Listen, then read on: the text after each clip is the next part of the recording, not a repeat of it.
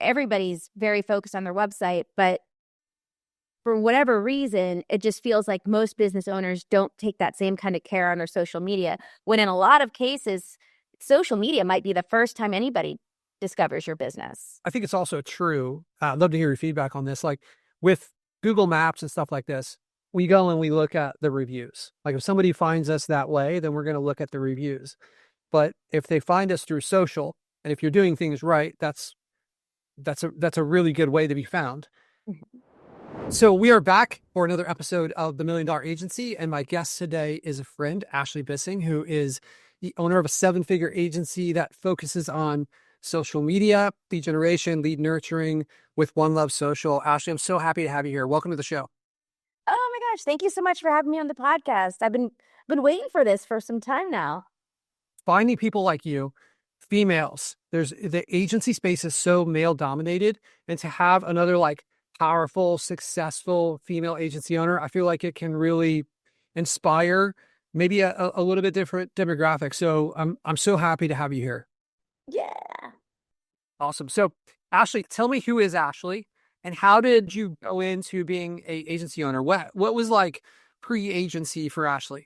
All of our journeys are so interesting, how we all got here. I don't know that I ever wanted to own an agency, to be very honest with you, until I did. And now that's the only thing I can ever like imagine really doing. But before agency life, I did everything. I think I counted once. I've had 80 jobs in my life. From There are some good stories in there. Did you get, I mean, these 80 jobs, did you get fired a lot of times, or were you like, I actually got fired one time that I remember, and I totally deserved it. But the other times, it was just like, if it wasn't for me, I was like I could literally go get a job anywhere. Now, not all these jobs were professional, right? Some of them, like I was a pizza girl, right? When I was 14 or 15 years old, I worked at the movie there. But like 80 jobs is actually a lot. At one point, I was really into like motion picture. And so I worked on a lot of film, or films and commercials that came into Florida. There was a tax incentive at the time. And so, I worked on movies like Rock of Ages. I worked on I Love You, Philip Morris, which is a Jim Carrey movie. What else? There was another Old Dogs, I think is what it was called, with John Travolta. So like that was the kind of my background. I actually thought I was going to end up staying in motion picture, but I didn't love it. Like I jumped around to several different areas. So I did like production. I was director assistant. I did producing, wardrobe. I did everything. And I was just like, man, this actually is not what I wanted. And so I ended up going back to school like a lot later, and I went for business and really got into digital marketing, and I loved it. And I worked for a couple of small to medium-sized businesses before I actually branched off and did my own thing with One Love Social. I loved it. I was capped at a certain, amount that I was going to end up making. I remember I was making like 45,000, and I like made this entrepreneur's dreams come true. And I was waiting for this huge raise. And I remember I told my boyfriend at the time, I was like, if this guy doesn't give me 100% raise, I'm out of here. And I was actually very, very convinced, like I was totally going to be making 80,000, and he sat me down. He goes, you have done such a great job, Ashely. I mean, we've never seen numbers like this. You get a 5% raise. And I was like, wow. And I think that like in that moment, I understood my value. I understood, look, I know a lot about digital marketing. I've helped, quite a few businesses get very successful through it. I'm going to just do it on my own. And I did, so it was like a week later, I was like, love you, but I got to go. And then, I mean, the rest is history. I started my agency in 2019, February of 2019. Right. And when did you hit 7 figures in your agency? We're in year 5, right? Year 4. So it was, yeah. Yep. Year 4. But I mean, it was like every year up to year 4. I mean, we were, doubling, quadrupling. And now it's kind of, now it's evened out. Once you kind of, at least for us, once we hit the 7 figures, like, it's not like we jumped, to multi 7 figures just yet. We're on our way, but. Right. I think anyone that's hit 7 figures and gone into multiple 7 figures, these plateaus that we hit along the way, and what I always say is there's a new devil at the end of every level, and we have to figure out the skills to move past that. And it kind of unlocks us for a while, right? There's always a plateau coming though. There's always going to be another spot. If you've hit it a few times, you kind of can anticipate it, and it's not so shocking. And a lot of these unlocks, what I've noticed is they get bigger as you go through, right? Like the first one, I think happens for a lot of people around $10,000 to $12,000. 15,000, they have to figure out how to hire somebody. And then that can get you up to like 30 or 40. And then you've got to get some operation stuff in place. And then you get this unlock that's going to get you up to probably about 100. And then there's more pieces that we have to unlock, right? But the gaps get bigger, and it's we get to take these skills with us to the next business too, right? You can apply the social media skills and the digital marketing skills you have, but also the business operation stuff, the stuff that helped you unlock it. I'd love to hear from you. Like, what were some of the real challenges and struggles that you had along the way, and like, how did you break through? I don't know that we're 100% broken through, but I mean, we've come, such a long way, but to find the right people to do the thing, to team. And so just even from the very beginning, I had interns, but it was like being able to pull what was here into, some sort of a SOP, which I didn't call it an SOP back then. It was just like, here are the instructions, just do the thing. But I would say, like, finding the right team to execute the dream has been probably the most difficult challenge that I've had along the way. As far as like, getting leads and getting clients, never really been an issue.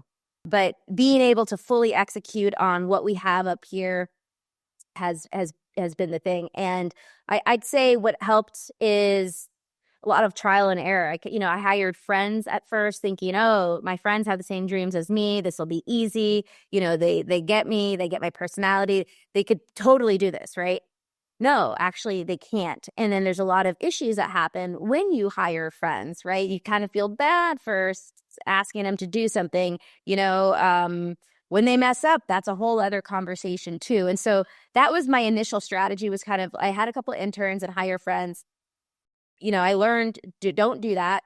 At this point, there are no, now I like everybody that works with me, but I don't have close friends that are in my business anymore. And that is for the record. Yeah. Yeah. And that's been extremely helpful. And, leveling up each time I find that right team member. So we have many team members, and they're great, but each, an example is, we had one that was pretty decent at social media. I wouldn't accept anyone else that didn't have her same qualities. They need to be where she is or better. And so because I kept doing that, anchoring off of, the top person's qualities and what they can do, I think that's also helped along the way. Yeah, the bar kept raising, right? Yep. And they're like, hey, this is now what's acceptable. And Yeah. yeah, Yeah. we get what we tolerate, right? And if we're not willing to tolerate something less than this, we'll search for it until we find it. And then that's the new level of what acceptable is. It's kind of like when you're dating somebody, right? And you like, maybe we're like 16, 17 years old, and we go out with the wrong person, and then we go out and we find someone really good, and it's like there's no going back after that. It's like, oh, like we That's analogy. Yeah. Yeah. Now you know things that you like and what you don't like, and you're never, I've never dated a loser, I guess. Well, I mean, I guess I started out with one loser, but then like it got better. yeah. Hopefully he's not listening. Yeah, no. Ashely, you mentioned like it's been easy for you to get leads for your business, and I know that's something a lot of agencies struggle with. And I would love to, what are you doing to attract these people in to your business here? Well, I like to say I'm just being myself, Patrick, but Personal branding. it is. And I network a lot, and I keep up with the industries that I'm in.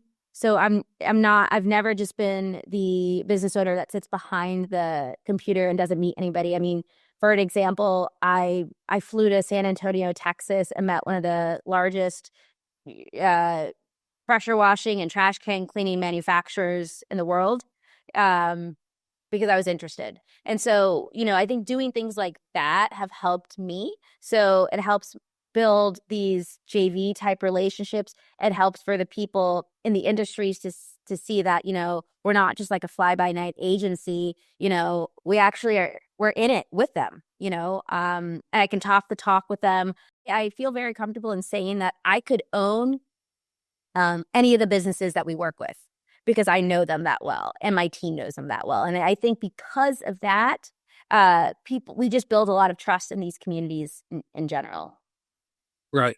You guys are the expert in your niche, and it shows to anybody that you have these conversations with, and they know they're dealing with a specialist who's going to like understand the unique challenges that they have. Right. Yeah. Yeah. So are you joining the associations? And are you going to like the events and this type of thing? Is that the networking? Is there more to it? Yeah, I mean, I'm going to pretty much any event that I can. I actually, at this moment, I'm not in any of the associations. For some of the like industries that we're in, they just don't exist. So that's actually, the main reason. If they did, I'd be in it, no question. And a lot of it is social media.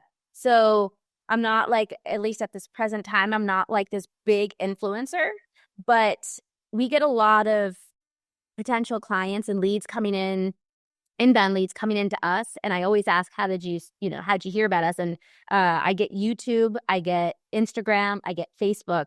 And I mean, if you go to look at my stuff, a couple thousand followers, but I think that also goes to show that people are watching, Right. So I would say, and people, it's not even just like they say, oh, I saw you on Instagram. They'll literally be like, oh, I saw this post. I saw that you were interviewed by this person.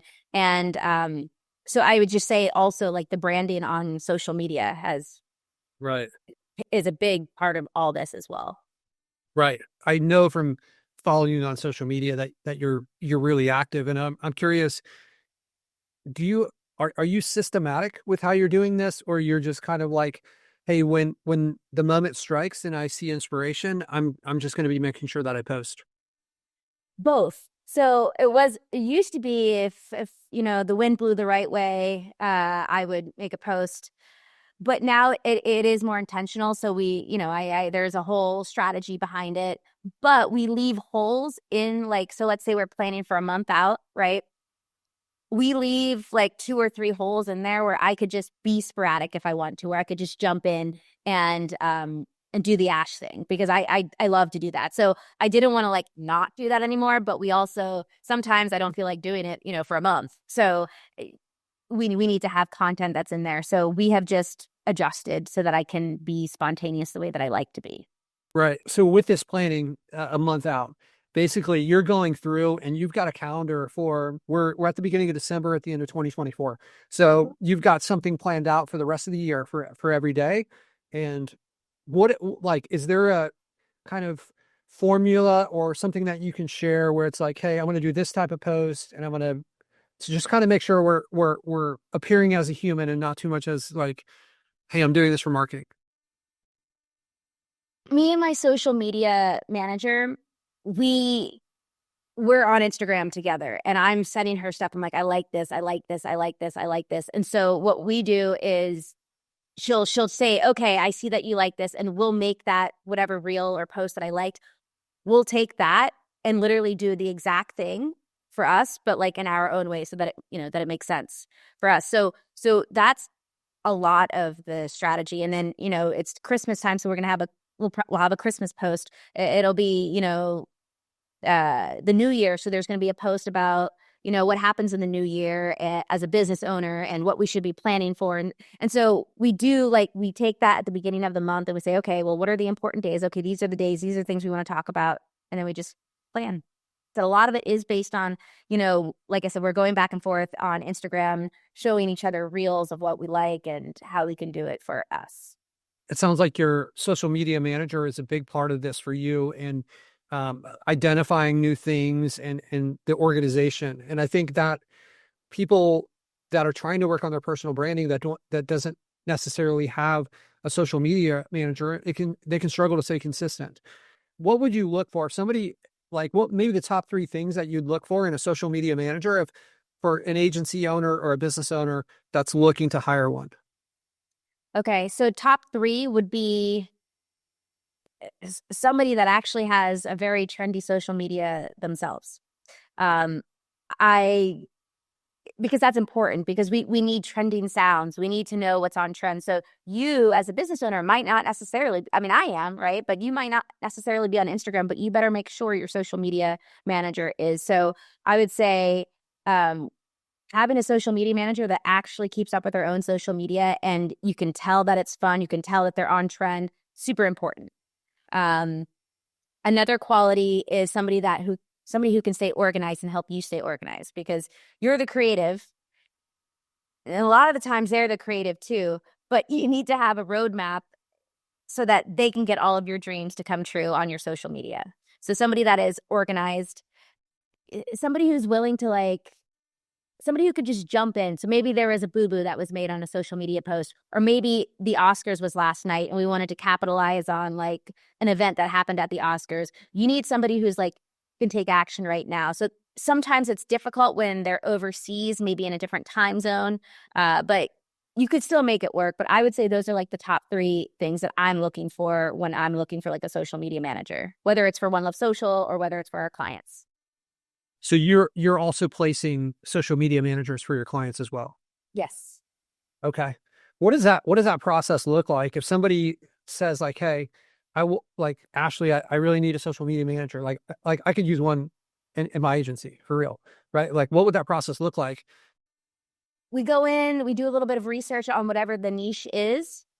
We find other accounts similar, that are doing a good job. And what we ultimately end up doing is coming up with scripts for them so that we can use it for social media. We come up with different assets that we're going to need from them, B-roll, pictures. I mean, just pretty much everything that we're going to need. We try to capture that all before we officially launch anything.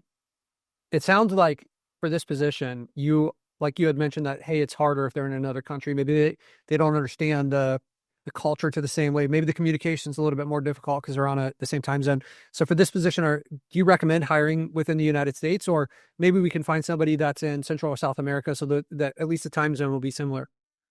Yeah, I think, as long as their English is good, it depends on how much work that you want to do. So I know with my girl, she's got it. I mean, she speaks Ashely at this point, so she sounds just like me. Um, I think if somebody who's overseeing everything, I do think that they should be in United States, or if say they're in South America or Central America, English needs to be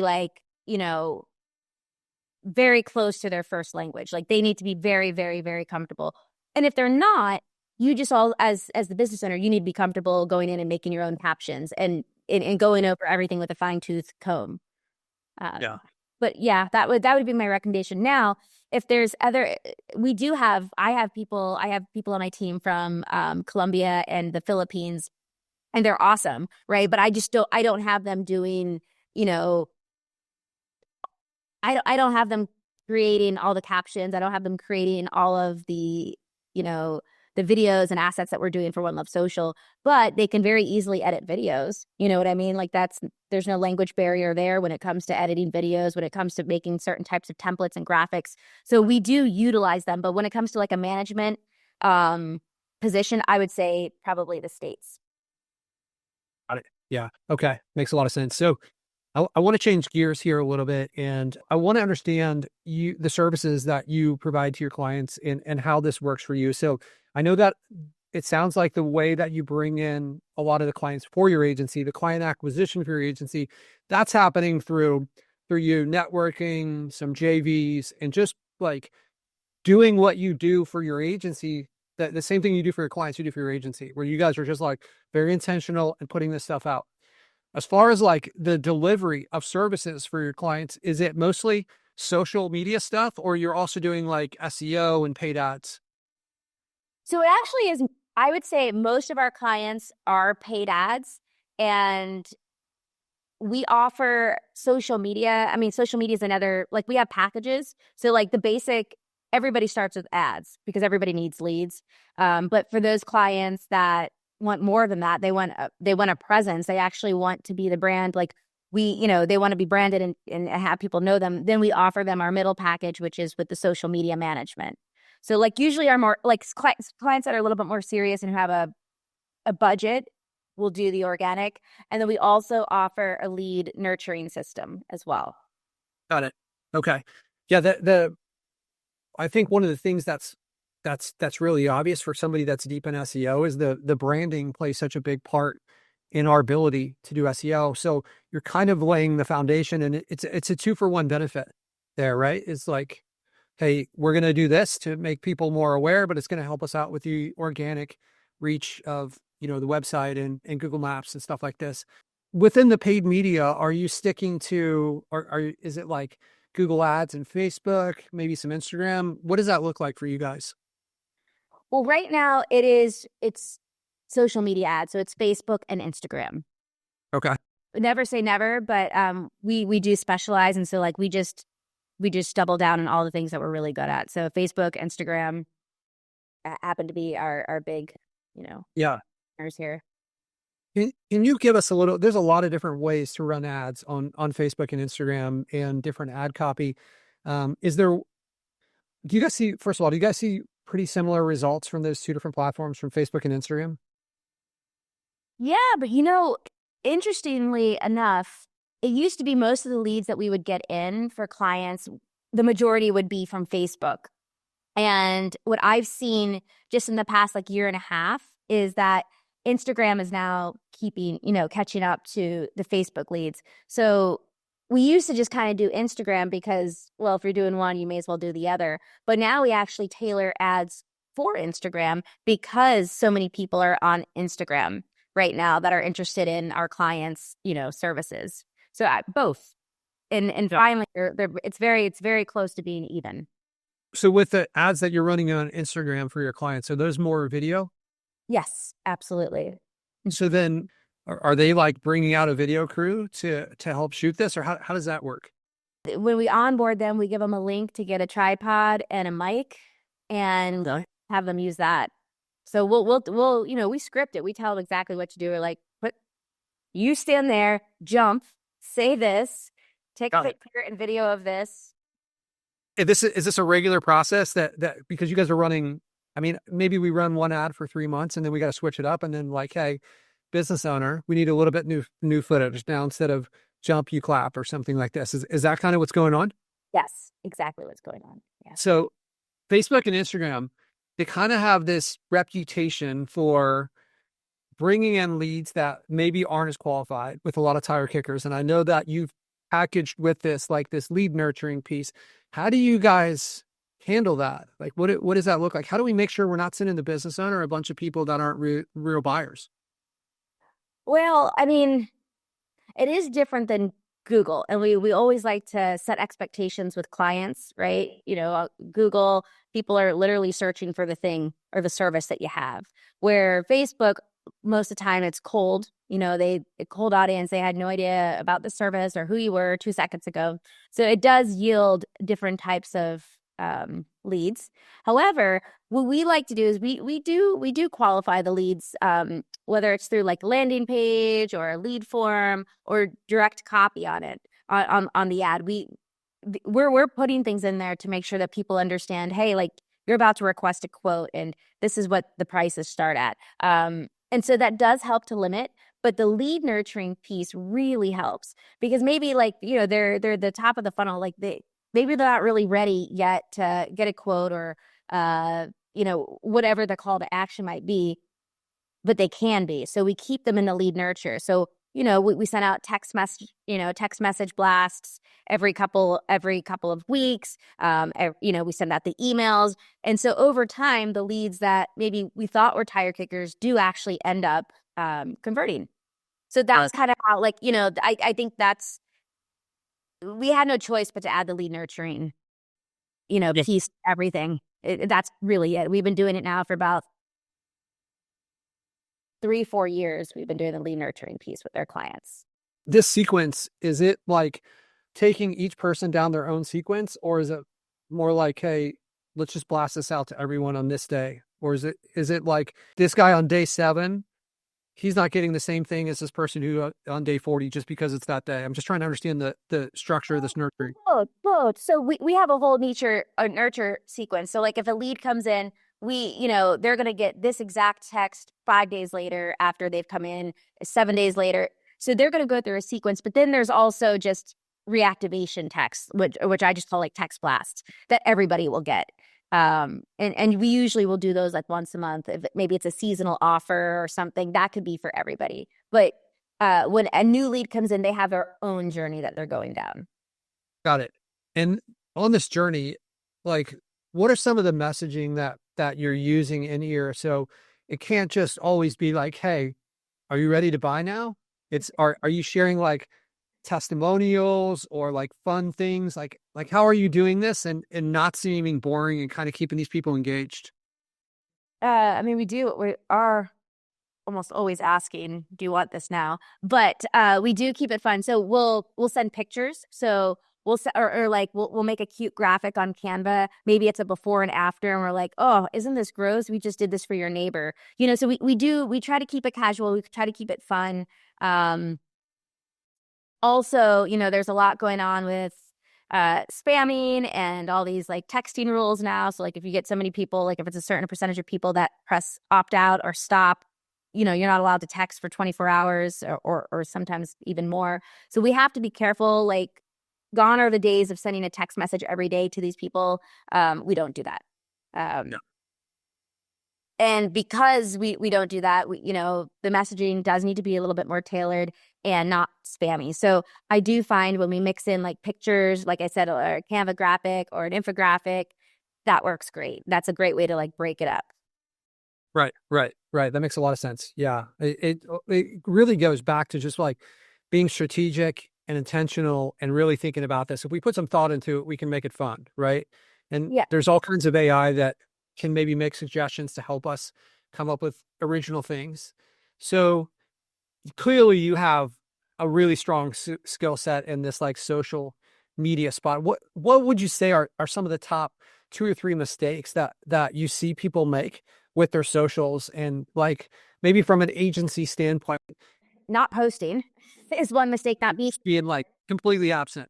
Yeah. We have a lot of clients right now who do like snow removal and Christmas lights.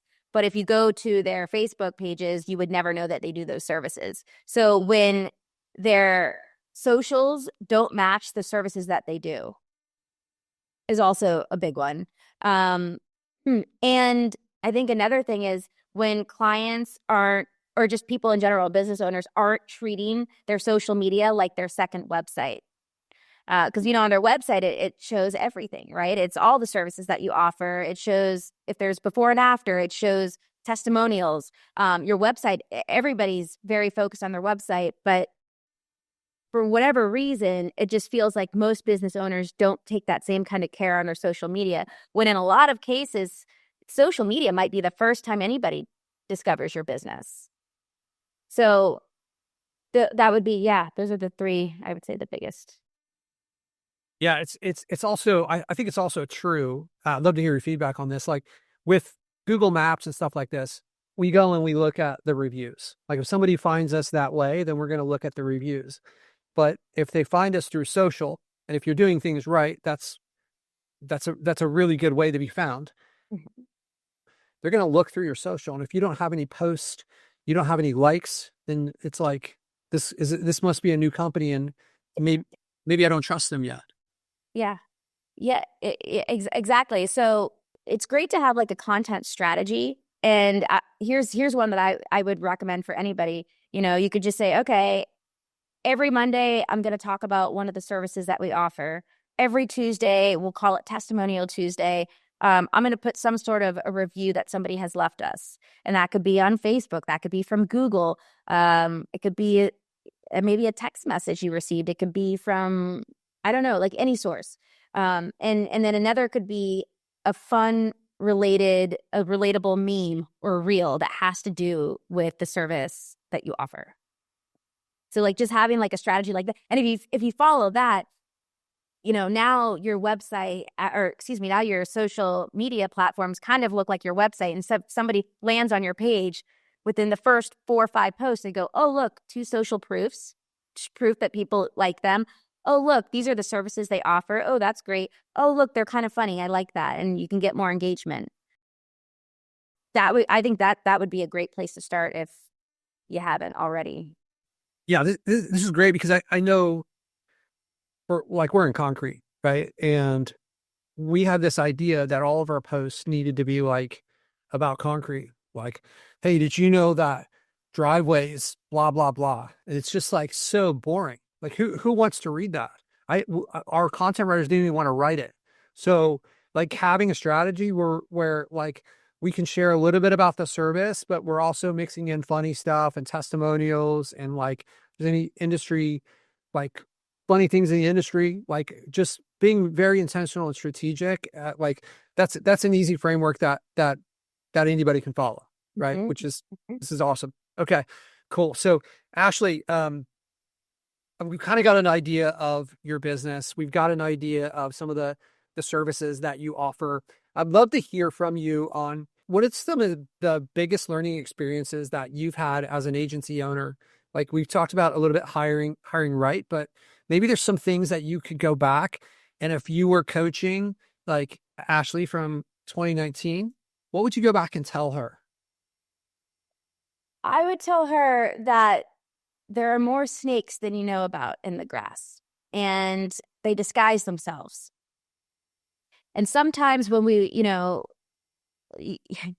Ashely from 2019, Ashely from earlier this year, also, it's sometimes enticing to press an easy button, and somebody says, I'm going to solve all of this for you.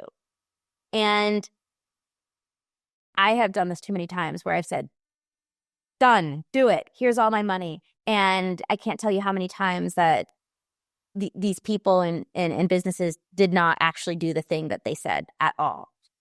So I would say before you hire like outside vendors or when you're interviewing team members, anything, interview them. Like, ask them for their references. Ask them, maybe there's a test week, maybe there's a test month. I would just be very, very critical with anybody that you allow into your business, because it can cost a lot of money. Like, nobody's perfect, and I'm very comfortable like saying this, but I would say like we lost $100,000 this year, within the first 3 months of this year, due to a COO that I hired that I thought was going to change my life. Nope. Due to, this ads person who was also supposed to come in and just, and like hold people accountable too. That would be another, big thing. But that I would say those are my biggest lessons and some of my biggest headaches. And now when I look back, I'm like, Ash, you should have seen that. You knew that was too good to be true. You're really hitting some like chords for me because I've been through this too.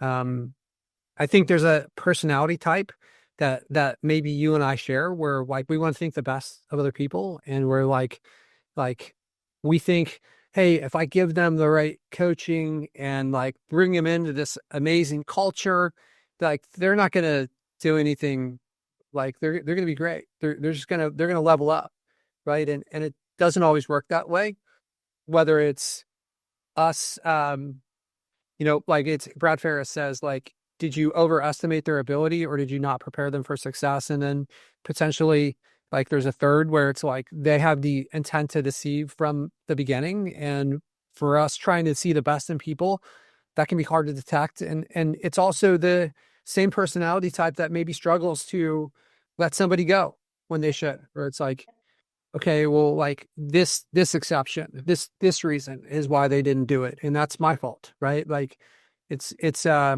really hard thing. There's pros and cons to all these different personality types, right? Where it's like some people are going to be really cutthroat and they're just not going to put up with it, but maybe they won't have the same buy-in from when we get a rock star in on our team. There's a lot of personal development that has to happen as an entrepreneur, and I think this is part of the reason why it can feel lonely, where it's like we're trying to really work through something. And if you're not hanging around other entrepreneurs, then like they may not have that same ambition to try to level up.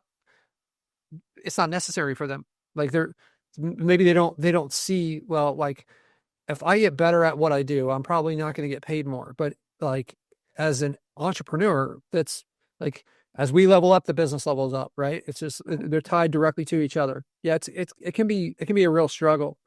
So, Ashely, what are your plans moving forward for your company? Like, do we have some like big goals and like what are you excited about for this next going into 2025?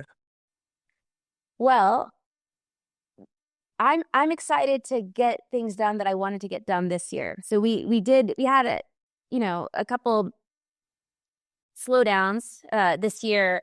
So my business right now is kind of seasonal, which I do love that we've been able to hit seven figures with the seasonal agency because of like the niches that we're in. But this is the year that we are we're not going to be seasonal. So we're doing like we're getting into other like home service type niches. We're also doing off-season packages for our seasonal clients because it's just crazy that we've never done that until now. But a lot of our clients just say, okay, you just made us a bunch of money. We're going to go now. And we're not going to do any social or ads for another 5 months.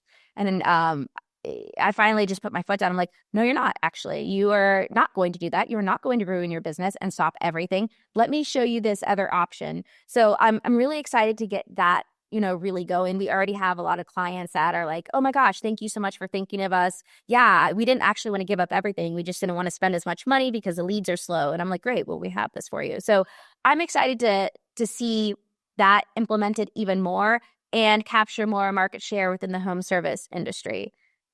We are going to literally be unstoppable. Well, I like the confidence in like going for it. It speaks a lot to build a seven-figure business that's based on something that's seasonal. So you have these months, and I know from a few of your niches that are kind of like they seem like they're in the same season, right? Yeah. So it's like Yeah. what was going on the rest of the year for you guys? Like you're just focused smaller on other niches, or like how were you paying for your employees? Well, that is also something that we have learned a lot from. Everybody's right now like contractors too, and yeah, we go down to part-time for a lot of people. Luckily for us though, we've really been a lean team for most of this journey, and so the the fluctuations have been very minor when it comes to the team. But what we've done is, we still have clients that are all year round. Like we have legacy clients, it's just not as much work that needs to be done. March is usually when we pick up. So it's just like kind of, it used to be like January, February. It was like, Yeah. I mean, in concrete, it's similar. It's like, hey, so it's the last week of October. Is it okay if we don't pay you guys until like March? Is that all right? And it's like, well, like you still have business coming in, you still have leads coming in. Do you want us to not work? No, if you guys could work, that'd be great. But like, we're just not gonna have as much business. It's frustrating, and I get it because they're managing their top line and their bottom line, but it can put a lot of stress on the agencies. I love the off season package stuff, especially expanding into other niches. I know we came from like the lead generation space where we were like building and owning the websites. And we did this for a air conditioning company in Vegas. And then when winter came along, it's like we can't pay you. And it was impossible, like huge mistake because Vegas is such a competitive market for air conditioning. But then it's like kind of like no one really wants to replace their furnace in the winter, so they just buy space heaters. And then it's like we can't create business for them. And these mistakes are really hard when you're getting started to understand that these are coming. As an agency, it's until you've run like a full cycle a couple times, it's hard to realize the adjustments that you're going to have to make. And this is part of being a young business owner. And I know, Ashely, we met in a mastermind, right? We met in like we're both seeking out coaching. I'm like, are you involved in other groups? And I'd love to hear how much you feel like being involved in this coaching stuff has helped you with the growth of your agency. Yeah, we did meet in a in a mastermind. I think it's helped so much because like you were, saying earlier is entrepreneurship is lonely, but it doesn't feel as lonely when you're in a room full of people just like you know. Um and you get to like say, "Hey, is this working for you?" Actually, no, it's not. Is this where? Oh, this is working for you. That's great. Like it's amazing, and it's done a lot for me personally, my personal development as a business owner. I plan on being a part of different coaching groups forever for as long as that I am a business owner. To me that's probably one of the number one things that I have done is to actually join these groups and meet people like you. Yeah, I've learned so much, and it's great when you start, hey, I'm really struggling with this thing. And you can talk to 6 or 7 different people that are like, hey, I had that same problem and here's what I did. Right. Mhm. Rather than you spending your time there. Years went by before I really was a part of a mastermind group that had people doing big things. Like I had joined one, and it was a business opportunity for a lot of people getting started. And there was the people that had a lot of success were few and far between. So moving into one and actually spending a good amount of money, some of my closest friends have come from that. And, it's a lot of times it's not cheap, spending 10, 20, 30, $50,000 a year on education.